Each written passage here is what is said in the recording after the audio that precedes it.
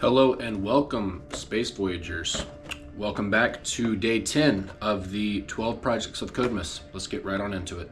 All right, let's go ahead and do our unboxing of day 10.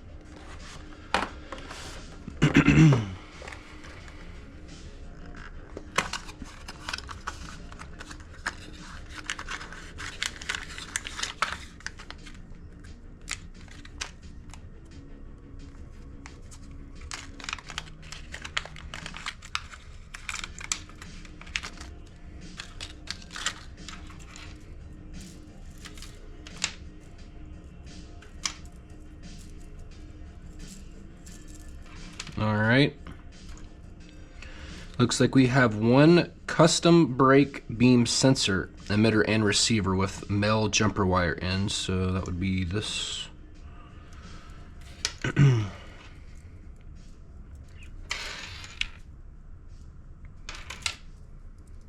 Four male, 2 male jumper wires. Oh, and we almost forgot about the 10K resistor.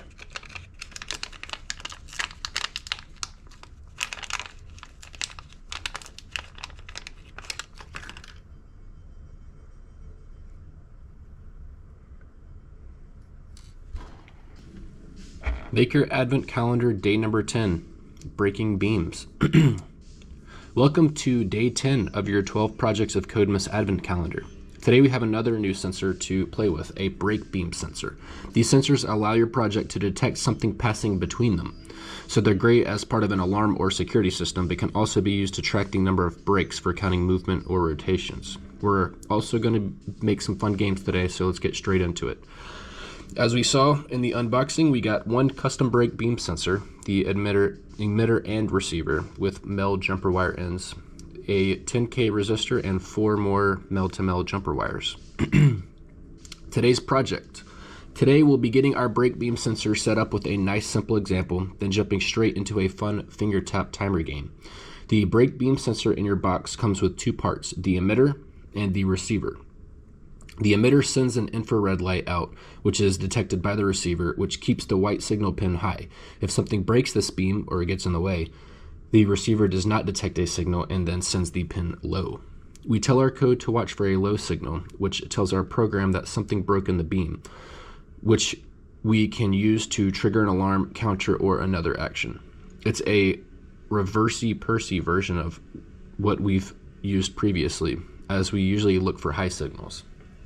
These work well when placed up to 20 to 25 centimeters apart, but they can be a little unreliable outside of that range. More advanced or industrial versions are used for larger areas such as doorways. There are so many cool ways to use these. As a hand sensor for your desk to trigger your code, as a train or scalextric something set, detecting when the train or car is passing to count laps, a cookie jar movement alarm detecting when someone is sneaking a, however you say that, with a robot using a disc with a hole cut out to detect and count wheel revolutions, and many more. Construct the circuit. As always, unplug the USB cable so that your Pico isn't connected or powered up. Remove the tilt sensor parts from yesterday, but leave the LEDs and buzzer in place. We're not using the LEDs again after today's box. Your starting circuits should look like this.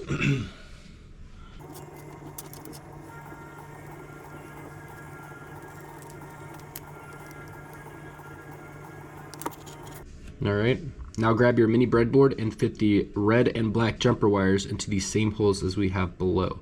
The emitter and receiver will use both the same 3.3 volt red and ground black pins. So we're fitting them to the same lanes here.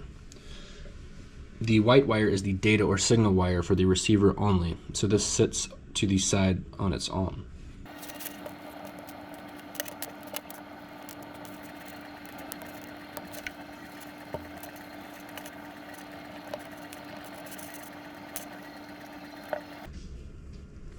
We need to add the included 10K resistor between the 3.3 and signal pins, so fit this the same way as we have below.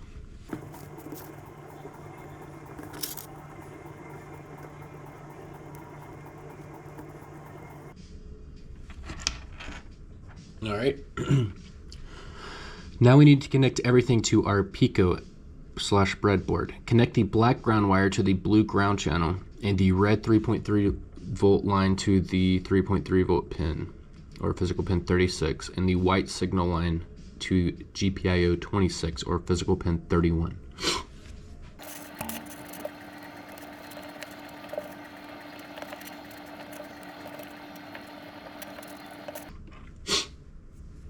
All right, I think that should be good.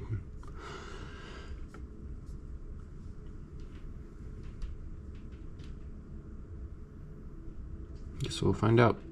Activity 1, basic brake beam program.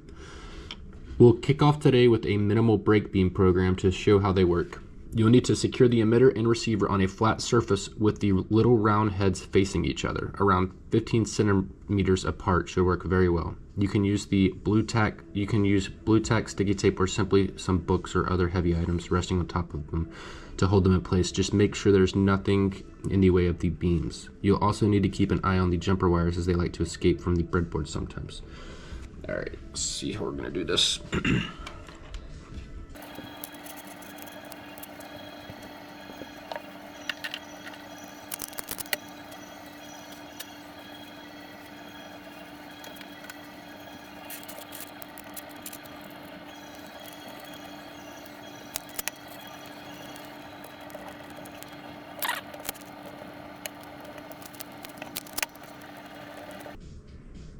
All right, moment of truth, I guess.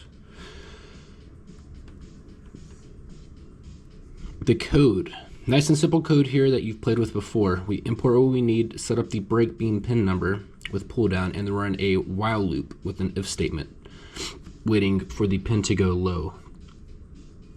Copy this to Thunny, run the code, and then block the beam with your hand.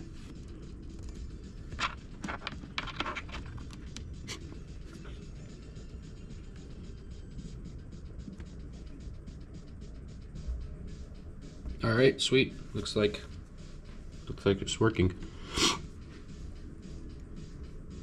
Activity 2, brake beam high score game. Let's make a little game with these sensors that counts the number of times you can break the beam within 30 seconds, prints your score at the end, then closes the program. We need to ensure players can't cheat by simply holding their finger in place, so we'll use the same method as yesterday's counting code, where we demand the pin status to change before the code will accept another count.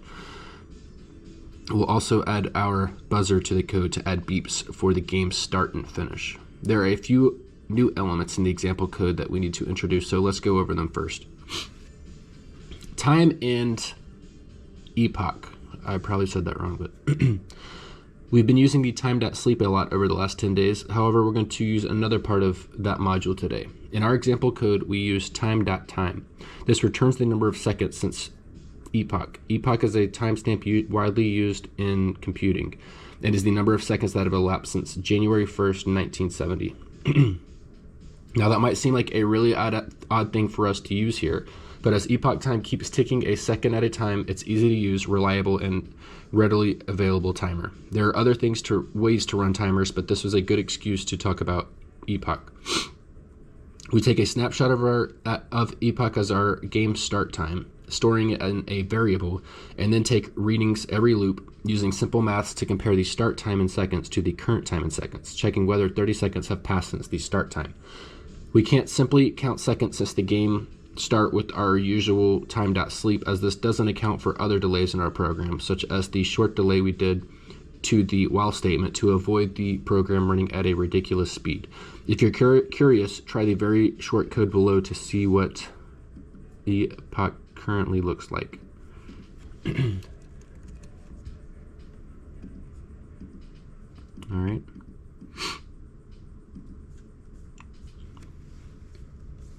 Sys. We also import sys in this example. The only reason we did this is to allow us to use sys.exit to end the program after the game has finished. It's another handy command you can add to your programs to ensure it ends after a condition is met. Like all things code, Python, or MicroPython, there are many ways to achieve the same result. This is just one way we wanted to introduce. The code. Although the code example below is longer than some of the others we've shown you, there's nothing scary or new here, minus the notes above. We're importing, setting up pins in PWM, creating some variables, then using a while loop with if statements, all things you're good at now. You'll notice that our if statement always checks the timer first because this is the most important thing. If the time is up, we don't want our player to be able to continue. If the time isn't up, the elif statements are there to check for the state and whether the beam is broken. Game on. Copy the code below over to Thani and give it a try. Then see if you can beat some of our staff record times below. The only rule is that only a single finger can be used. It's a great little game to set up over the festive period to challenge family and friends, and you get to show off your new kit and skills too.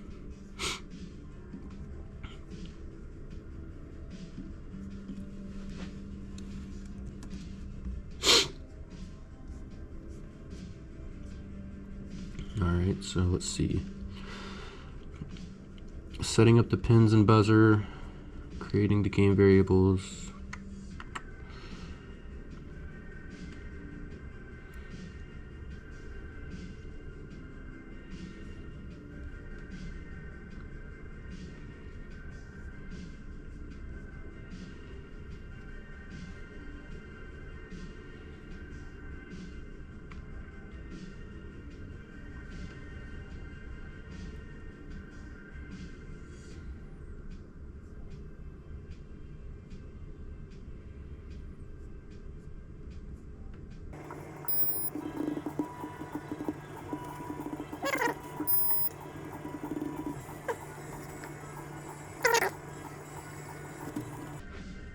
Oh, I see. Okay. So our thing was not pointing at each other. All right, let's try it again. 199. Well, what were the scores? All right, so 4th place.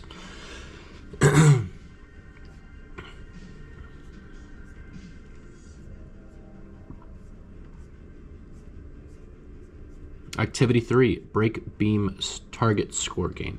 The last activity created a game where we tried to hit the highest score possible in 30 seconds. This time we're creating a game with a target to hit within 30 seconds, using our LEDs to indicate how close the player is to beating the game. They use a similar code to the example above, but we make it a little busier by adding in the LEDs with a new variable to set a target or target score, additional if statements to light the LEDs depending on the score, and some tweaks to print lines to show the target next to their current score.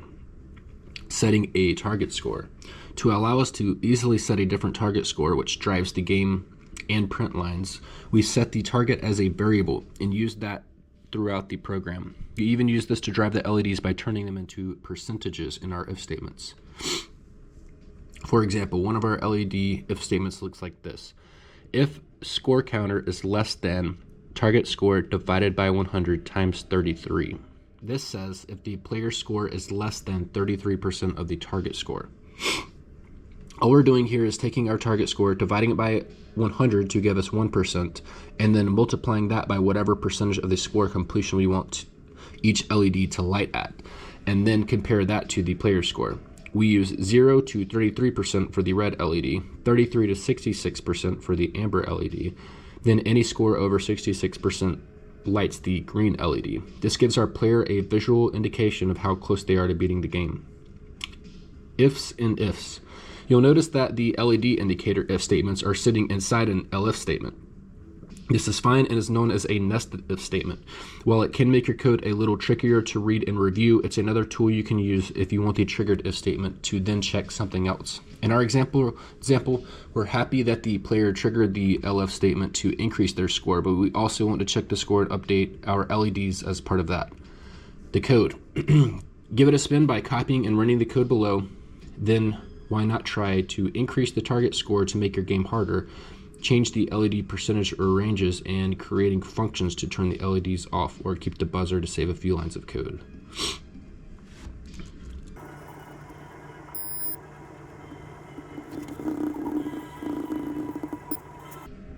Okay, so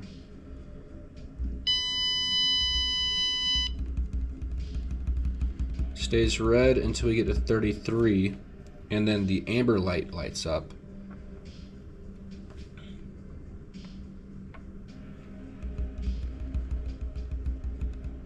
And then when we get to above 66, the green light lights up. And then it stops at 100.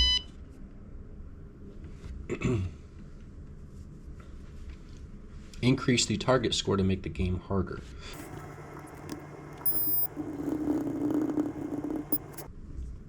Change the LED percentage or ranges. Alright, so we start with the LEDs off. We'll stay red into 50%. And then yellow until, or amber, sorry.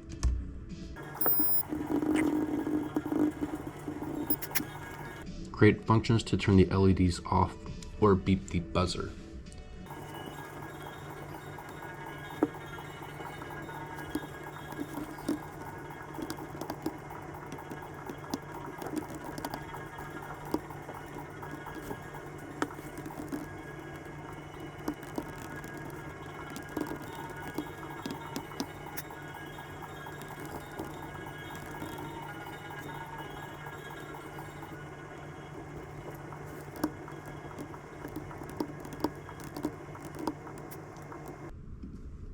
Alright, so we're going to change the way they do it a little bit, because I feel like I would rather have just one LED on.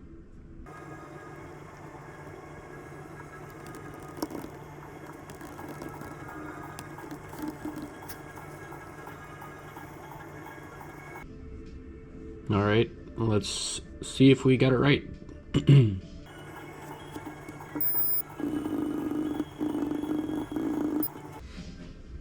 Alright, sweet, so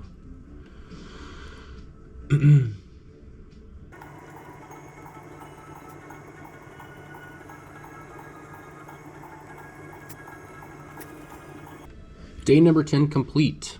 We hope you enjoyed the games and today's break beam activities. Why not get the whole family involved to show off your project and see who can score the highest for ultimate bragging rights? You now have another sensor in your ever-growing box of bits to make projects with. Perhaps you'll combine it with the PIR sensor from day 7 to make an awesome alarm with multiple sensors. This is the last time we'll be using the LEDs in the calendar, so go ahead and remove them from your circuit. It's best to keep them in the same bag as the resistors so that you don't mix them up. We also won't be using the buzzer tomorrow, so you can remove that as well. So what did we cover on day 10? Today you have built a circuit with brake beam sensors, learned how to code brake beam sensors with their always high way of working, created a fun brake beam game, learned additional time module options including epoch time, learned how to use the sys module to end a program, created nested if statements, used simple maths to turn the values into percentages with MicroPython, and continued to reuse all the things you've learned over the last 10 days. Tomorrow does not include a sensor. We figured you might be a bit censored out by now. This is the last sensor you'll receive in the calendar, and now you're wondering what's in the next 2 boxes. See you tomorrow. As always, thanks for stopping by, and come back tomorrow for day 11.